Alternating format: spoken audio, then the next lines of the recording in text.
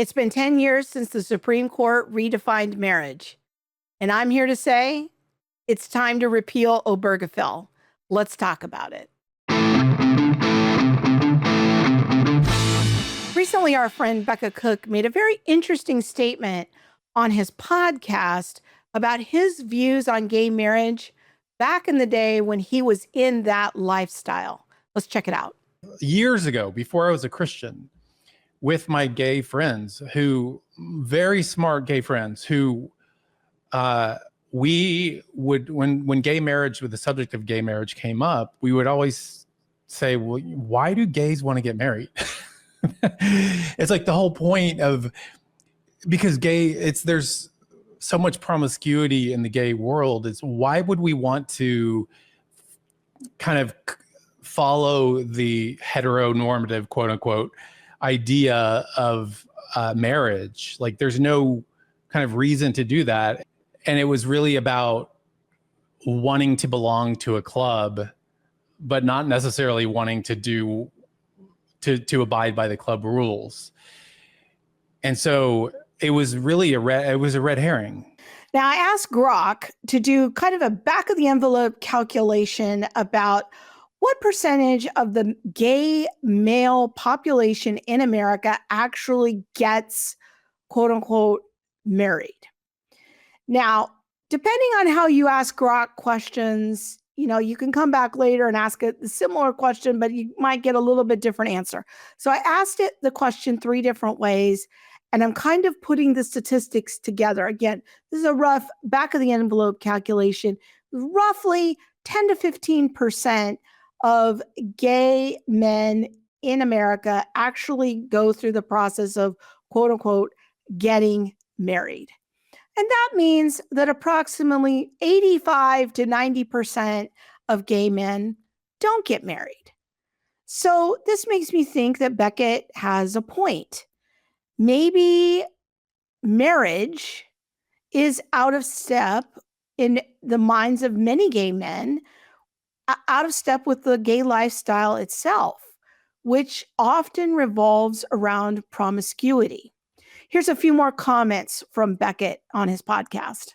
And now I want to quote another gay man, Ronald G. Lee, who describes himself as a refugee from the homosexual insane asylum, wrote that homosexual journalist Andrew Sullivan wants us to believe that legalizing same-sex marriage will domesticate gay men, that all that energy now devoted to building bars and bathhouses will be dedicated to erecting picket fences and 2-car garages.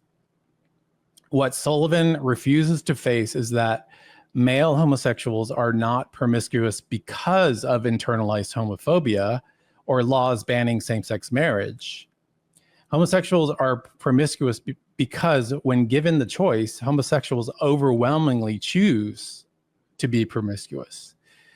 And wrecking the fundamental social building block of our civilization, the family, is not going to change that. And again, that was a quote from a gay man from Making Gay Okay, this book, which you should read. Yet even before Obergefell, the Supreme Court decision, it was an open secret. Again, it was an open secret that many gay male relationships operated under different norms. That's putting it mildly. Norms that placed far less emphasis on sexual exclusivity and far more on personal autonomy. In other words, gay men are very promiscuous. That's what he's trying to say without saying it. Among the couples I know, quote, open relationships are not the exception. They are more often the expectation. Monogamy is treated with suspicion, either as a relic of heterosexual repression or unrealistic constraint on adult desire. So again, this gives more credence to the idea that when my friends and I talked about gay marriage, we're like, gays don't want to get married. Like, that's not a thing. We don't want to do that. And then, again, this was way back when I was living that life. Even Andrew Sullivan would later question the expectation of monogamy in same-sex marriage. So he kind of changed his tune.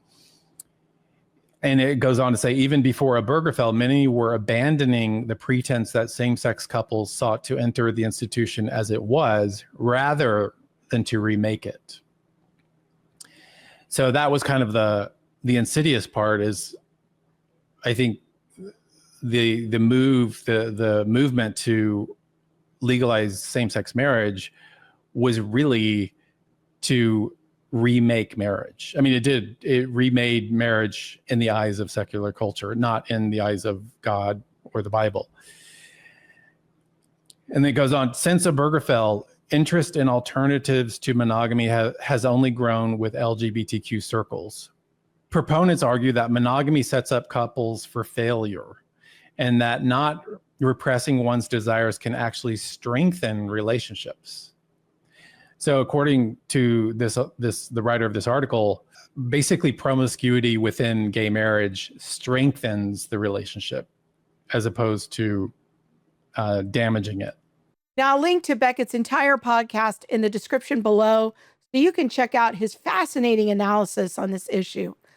But I want to connect his discussion to this short clip that I recently saw on X by a queer professor and activist named Dean Spade. It echoes a lot of what Becket is saying here.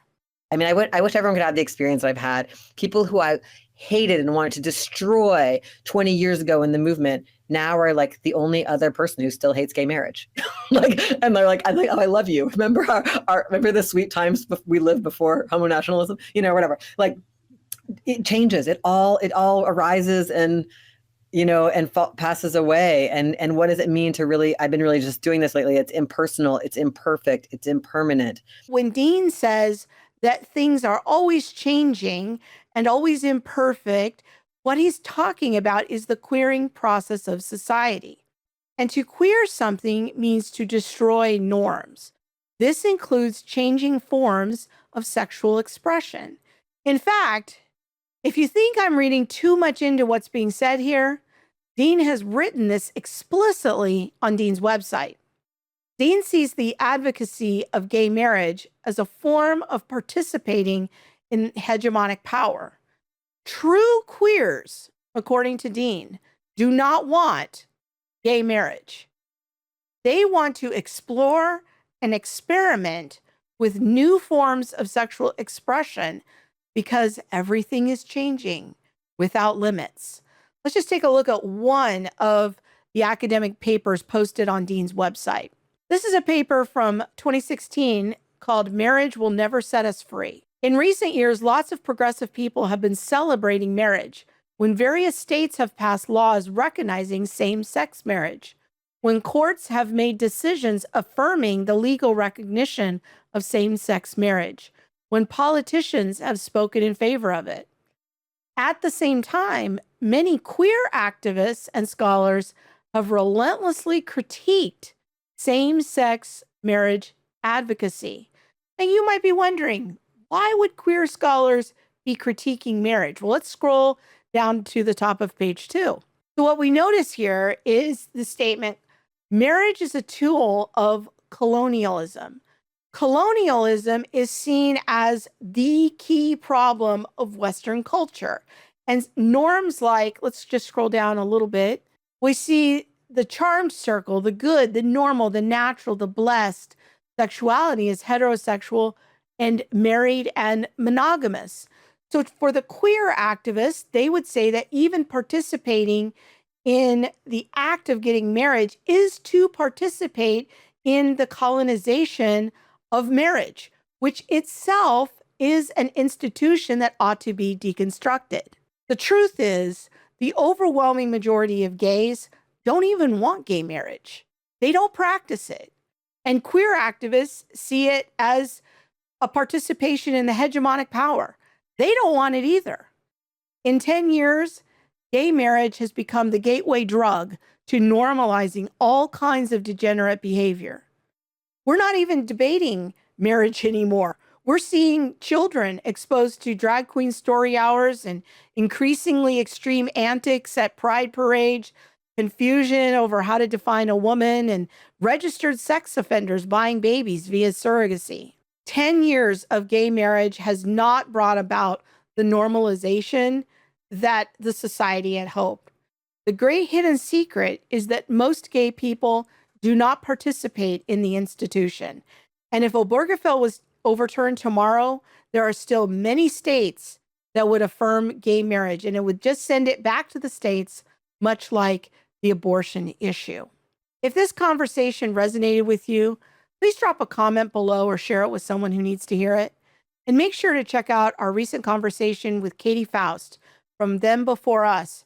She shared her reflections on 10 years of Obergefell and why she wants to overturn it. I'll put a link to that in the description below. Hey, if you enjoyed this content, come check out the Center for Biblical Unity. Download our free ebook, Is Christianity a White Man's Religion? Click on the link in the description below.